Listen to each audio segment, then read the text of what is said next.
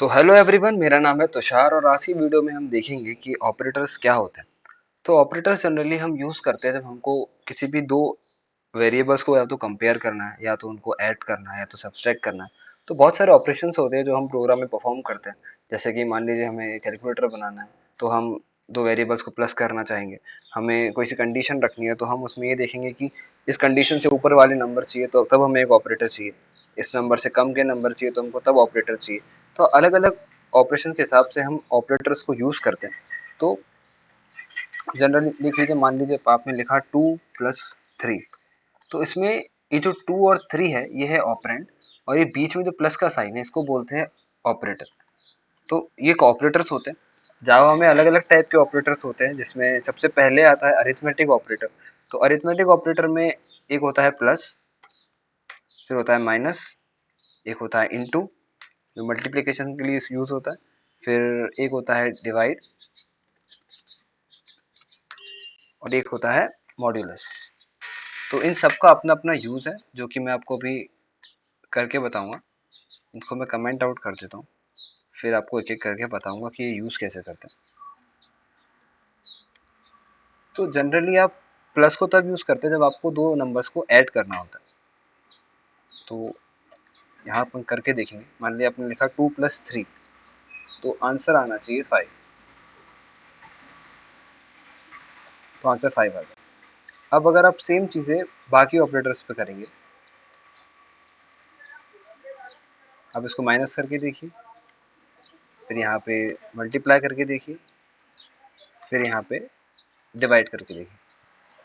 तो इन सब में अलग अलग आंसर्स आएंगे जो कि आपको दिखेंगे उसमें कि 5 आया, -1 आया, 6 आया और 0 आया। अब जो मॉड्यूलर सिंबल होता है जनरली इसको हम यूज करते हैं जब भी हमें रिमाइंडर को देखना होता है। जैसे कि मान लीजिए आपने लिखा system dot out dot println, तो आपने लिखा 2 - 2। तो आप जब 2 को 2 से डिवाइड करते हैं तब आंसर क्या आता है? 0, रिमाइंडर 0 आता है। तो जो रिमाइंडर आता है वो ये दिखाता है मॉड्यूलस साइन। मान लीजिए मैं 3 लिख देता तो रिमाइंडर आएगा 1, 1 आ गया। तो जनरली इस तरीके से हम ऑपरेटर्स को यूज करते हैं। ये था हमारा अरिथमेटिक ऑपरेटर। और भी टाइप के ऑपरेटर्स होते हैं। एक होता है रिलेशनल ऑपरेटर। आई थिंक आपको ये समझ में आ गए होंगे कि प्लस माइनस मल्टीप्लिकेशन डिवाइड और मॉड्यूलस को हम क्यों यूज करते हैं। अब अगला है रिलेशनल ऑपरेटर। रिलेशन से आप समझ सकते हैं वर्ड से कि ये कंपेयर करने यूज होता है जब हमें दो टाइप के नंबर्स को कंपेयर करना हो। मान लीजिए हमने जब वो बनाया था, पिछले बार एक हमने प्रोग्राम बनाया था जिसमें हमने एज ली थी और बताई थी ये 18 से अगर ऊपर होगा तो वैलिड है, 18 से कम होगा तो ये इनवैलिड है। तो हम अभी वो एक बार वापस बना के देखेंगे। हम लिखेंगे import java dot util dot scanner, और हम एक वेरिएबल डिक्लेयर करेंगे इंट a इक्वल टू, पहले हम स्कैनर क्लास का ऑब्जेक्ट बनेंगे, सॉरी।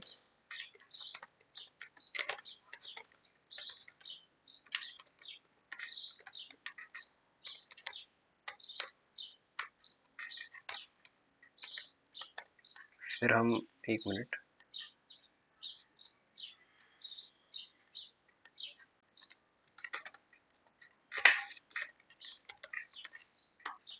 हमने अब एक वेरिएबल ले लिया है सी में।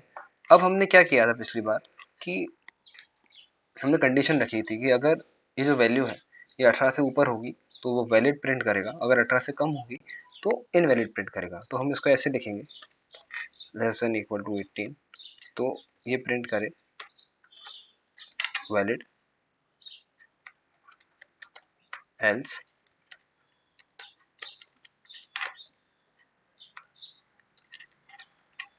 इनवैलिड। तो ये प्रोग्राम आपको आई होप समझ आ गया होगा कि इसमें हमने क्या किया है। तो इसमें जो ये लेस देन इक्वल टू वाला साइन है ये है रिलेशन ऑपरेटर।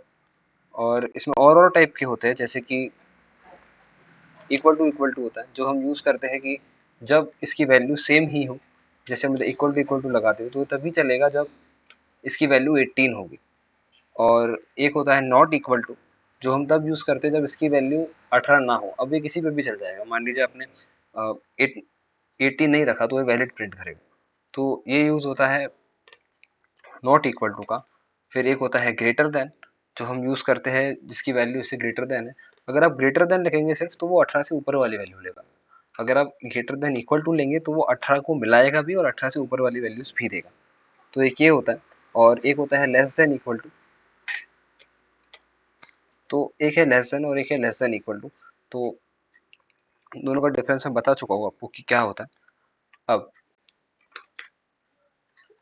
अब जनरली मान लीजिए आपको रियल लाइफ एग्जांपल में देखना हो कि ऑपरेटर्स का आप यूज़ कहाँ करते हैं, तो आप ये भी समझ सकते हैं कि मान लीजिए आपके बैंक अकाउंट है आपका, और आपके पास 2 बैंक अकाउंट है और उसमें आपको यहाँ से वहाँ मनी ट्रांसफ़र करना है। तो आप पहले वाले अकाउंट में से मनी हटाएँगे कैसे? वो पता कैसे चलेगा उसको? तो हम तब भी ऑपरेटर्स का यूज़ करते हैं, माइनस का यूज़ करेंगे तब। तो ये होता है हमारा अरिथमेटिक, रिलेशन बता दिया मैंने आपको। अब है हमारा लॉजिकल ऑपरेटर्स। तो जो लॉजिकल ऑपरेटर्स होते हैं, वो हम यूज़ करते हैं। मान लीजिए आपको मान लीजिए कोई सी भी स्कॉलरशिप स्कीम है, जनरली कोई सा भी एग्जांपल लेते हैं, तो उनमें एलिजिबिलिटी क्या रहती है? 18 से ऊपर हो या फिर और इनकम आपकी 3 लाख से कम हो। तो मान लीजिए आपने इधर लिखा इफ सी ग्रेटर देन, मतलब मान लीजिए आप इनकम में लिख दीजिए int j equal to s c dot next int. तो अब ये इसमें ये हो गया हमारा, ऊपर वाला हो गया हमारा एज के लिए और नीचे वाला हो गया हमारा इनकम के लिए। तो अब हम क्या करेंगे, इधर लगाएंगे and J greater than 3 lakh. तो तब ये प्रिंट करेगा वैलिड। आई होप आपको समझ आ रहा होगा। तो इसमें और भी बताऊंगा। तो ये था एंड। तो जब हमको दोनों कंडीशंस ट्रू चाहिए, जो हमने दोनों साइड लिखी है, तब हम यूज करते हैं एंड। और जब हमको दोनों में से एक भी कंडीशन अगर ट्रू होगी चल जाएगा, तब हम यूज करते हैं और का साइन ऐसा रहता है, ये 2 लाइन।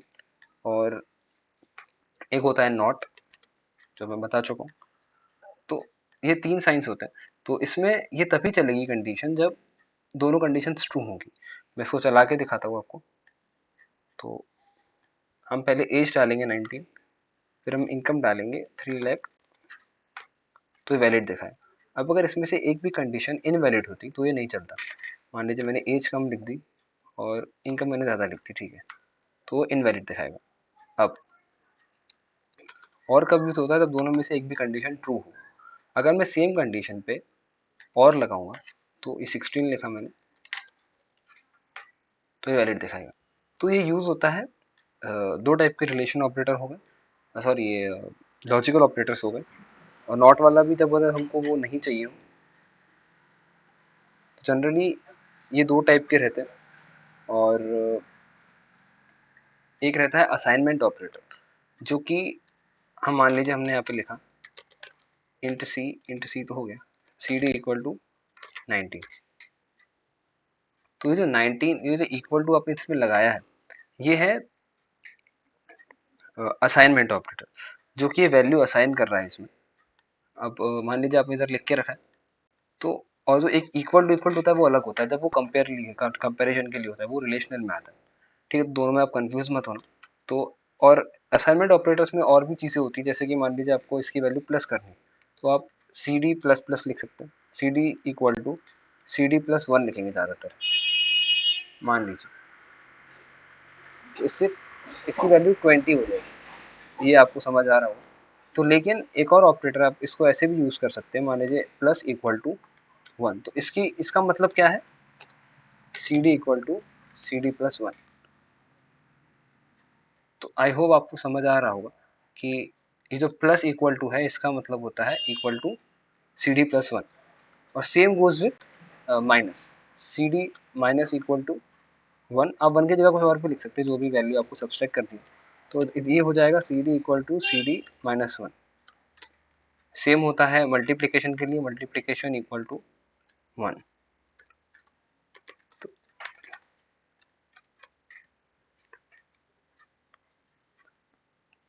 तो ये थे हमारे ऑपरेटर्स। और आपको मान लीजिए 1 से वैल्यू बढ़ानी है, तो यूनरी ऑपरेटर्स को यूज कर सकते हैं। यूनरी ऑपरेटर्स क्या होते हैं, आप मान लीजिए प्लस प्लस लिखेंगे ऐसे, सी डी प्लस प्लस, तो ये जो वैल्यू होगी, जो भी होगी सी डी की, वो उसको 1 से बढ़ा देगा। 19 है तो वो 20 कर देगा। अगर आप इसमें, मैं आपको चला के दिखाता हूँ, मैं बाकी सब हटा देता हूँ, ये रन करेंगे। अगर आप अब सीडी प्रिंट करेंगे तो वैल्यू 20 आएगी, देखिए 20 आ गई। तो ये यूज था यूनरी ऑपरेटर्स का। माइनस माइनस यूज करेंगे तो वैल्यू एक कम हो जाएगी, वो है, वो भी यूनरी ऑपरेटर है। अब है मेन आपका बिटवाइस ऑपरेटर, जो इतना यूज होता नहीं है जनरली, मतलब कुछ क्वेश्चंस में यूज होता है, तो उसको हम यूज करके देखेंगे अभी।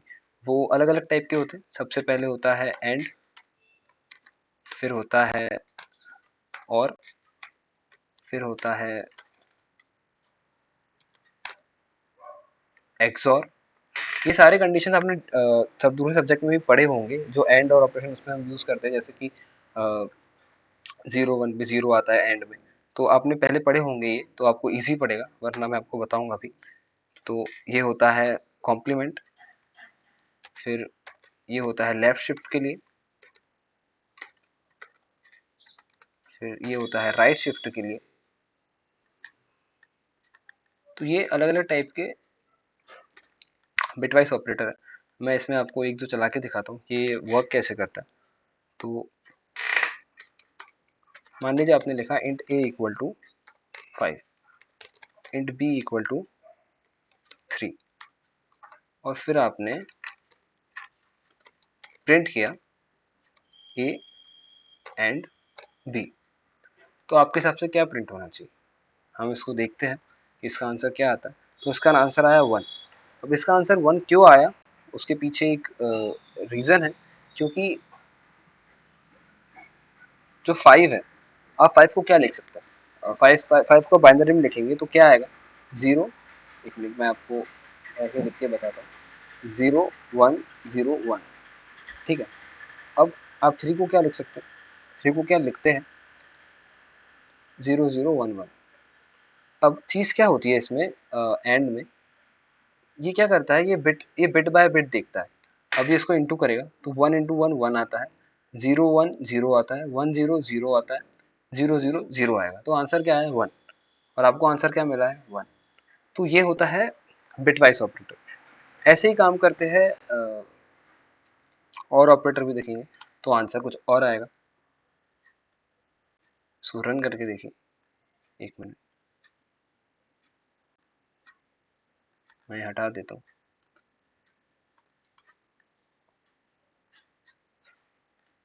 तो आंसर आया 7।